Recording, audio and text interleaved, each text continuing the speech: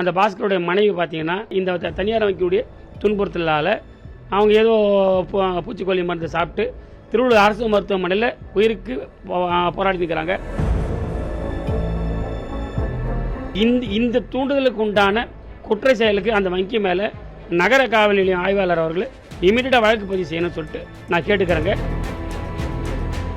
பணத்தை வசூல் பண்ணுற வழியை பார்க்கணுமே தவிர சொத்தை எடுக்கிற வழியை பார்க்கக்கூடாதுங்க.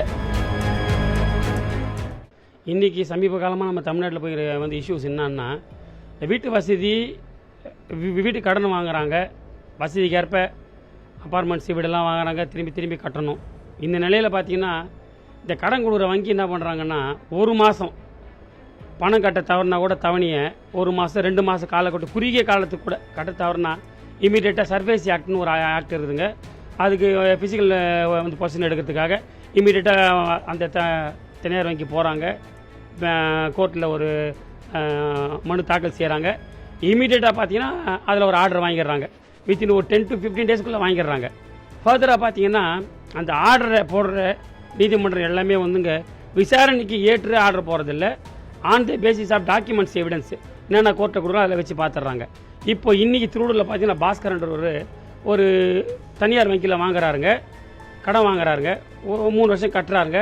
அவர் 10 இயர் இன்னும் 10 வருஷம் இருக்குதுங்க. இன்னும் காலக்கெடு 10 வருஷம் இருக்குதுங்க. ஒரு 3 டியூ கட்டல 4 டியூ கட்டலன்னு சொல்லிட்டு இமீடியட்டாக 13 நோட்டீஸ் 14 நோட்டீஸு திருவள்ளூர் சிஜிஎம் அவர்கள் முன்னிலையில் வாங்குறாங்க. ஆர்டர் ஒன்று வாங்குறாரு சர்வீஸ் ஆக்டில். இமீடியட்டாக போய்ட்டு உங்கள் வீடை நாங்கள் வந்து ஜப்தி பண்ணுறோம், நாங்கள் விற்க போகிறோன்றாங்க. நான் இப்போது இனிஷியலாக கட்டின தொகை என்ன, நான் கட்ட வேண்டிய தொகை என்ன, எனக்கு நிலுவை பாக்கி என்ன, இப்போ எனக்கு 10 இயர் இருந்ததுனால நான் இப்போ கட்ட தவறினா 1 தவணையோ 2 தவணையோ 5 தவணையோ கட்ட தவறினா இமீடியட்டாக என்ன பண்ணணுங்க, பீனல் இன்ட்ரெஸ்ட் போட்டு வசூல் பண்ணணும், மீடியேஷனுக்கு போகலாம், லோக் அதாலத்துக்கு போகலாம், எதோ ஒன்றாலும் செய்யலாம். வங்கிக்குன்னு தனியாக எங்கள் திருவள்ளூர் மாவட்டத்தில் இங்கே லீகல் எய்டில் நடத்துகிறாங்க.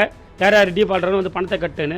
அது மாதிரி எந்த விதமான இதுக்கும் போகாமல் நேரடியாக வந்து சொத்தை கையகப்படுத்துறது சட்டப்படி அது சரியாக இருக்காதுன்னு நினைக்கிறேன். ஏன்னு கேட்டிங்கன்னா கடன் வாங்குறவங்க எல்லாமே வந்துங்க இருக்கப்பட்டவங்க கடன் வாங்குறது இல்லை. சிறுக ஒரு வீடு ஒன்று வாங்குவோம், தன் உழைப்பில் தான் சம்பாத்தியத்தில் சிறுக பணம் கட்டுவோன்ட்டு தாங்க. இப்போ சமீபத்தில் நம்ம தமிழக முதல்வர் துணை முதல்வர் அவர்கள் என்ன பண்ணுறாங்கன்னா, நம்ம சட்டசபையில் பேசினாருங்க, கந்து வட்டி வலுக்கட்டாயமாக போய் வசூல் பண்ணுறது, வீட்டை பூட் போடுறது இதெல்லாம் இருக்கக்கூடாது, குடும்பமான வரையில் பணத்தை வசூல் பண்ணுறதை பாருங்க தவிர சொத்தை கையகப்படுத்தக்கூடாதுன்றது தான் எப்பயுமே வந்து பாமரனுடைய நோக்கமாக இருக்கும். கடன் கொடுத்தவனுடைய நோக்கம் என்ன, பணம் திரும்பி வரணும். கடன் கொடுத்தவனுடைய நோக்கமே பணம் கொடுத்தவொடனே அந்த சொத்தை எடுத்துனோன்னா அப்புறமா அது வந்து கடனாக இருக்காது, அது வேறு மாதிரி தான் பேசணும். எப்படி கேட்டிங்கன்னா லேண்டு கிராமி தான் சொல்லணும் அர்த்தங்க. கிராபிங் பண்ணுறதுக்கு உண்டான வழிவகைகளை செயல்படக்கூடாதுன்னு நான் கூறுகிறேன்.